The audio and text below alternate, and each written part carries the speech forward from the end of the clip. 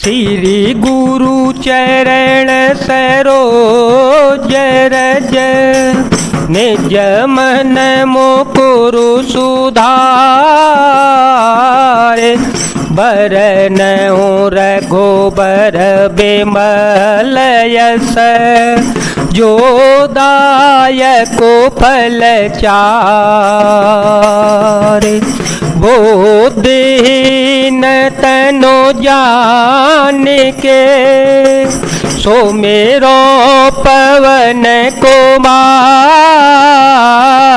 फल बुद्धि विद्या देहु मोहि हरहु कलेश विकार रघुपति कर संदेशु अब सुनो जननी धरि धीर हस कहे कपि गद गद भयो भरे बिलोचन नीर।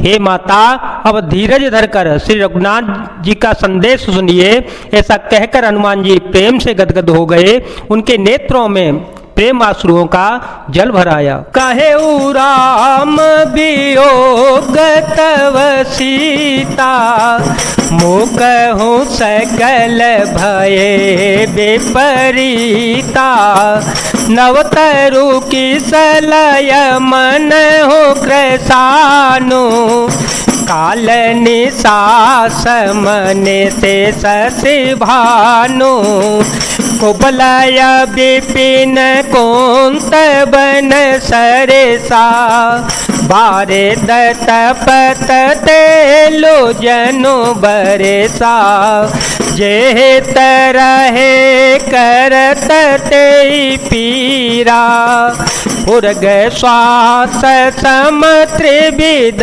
समीरा। हनुमान जी बोले, श्री रामचंद्र जी ने कहा है कि हे सीते, तुम्हारे वियोग में मेरे लिए सभी पदार्थ प्रतिकूल हो गए हैं। वृक्षों के नए नए कोमल पत्ते मानो अग्नि के समान, रात्रि काल रात्रि के समान, चंद्रमा सूर्य के समान और कमलों के वन भालों के वन के समान हो गए हैं। मेघ मानो खौलता हुआ तेल बरसाते हैं और जो हित करने वाले थे वे ही अब पीड़ा देने लगे हैं। त्रिविध शीतल मंद सुगंध वायु सांप के श्वास के समान जहरीली और गर्म हो गई है। कहेहु ते कछु दुख घटी होई कहेहु ते कछु दुख घटी होई काहि कहो यह जान न कोई काहे कहो यह जान न कोई तत्व प्रेम कर ममयरो तोरा जानत पियाए कुमनो मोरा सो मनो सदा रहत तो ही पाही जानो पे तेरा सुयत ने माही प्रभु संदेश सुनत बेदेही प्रभु संदेश सुनत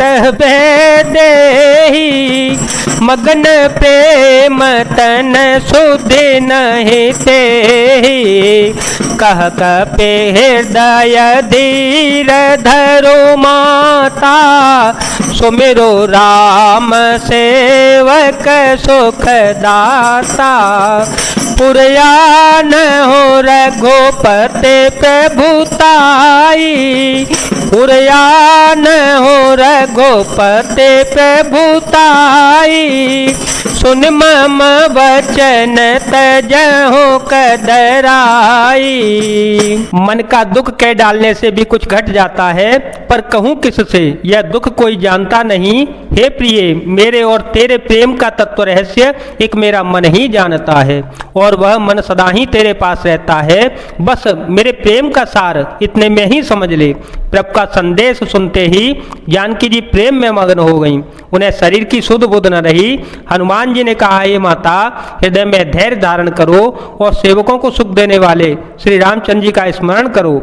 श्री रघुनाथ जी की प्रभुता को हृदय में लाओ और मेरे वचन सुनकर कायरता छोड़ दो। निश्चर निकर पतंग सम रघुपति बाण प्रसानो जननी हृदय धीर धरो जरे निशाचरो जानो। राक्षसों के समूह पतंगों के समान और श्री रघुनाथ जी के बाण अग्नि के समान है। हे माता, हृदय में थोड़ा सा धैर्य धारण करो और राक्षसों को जला ही समझो।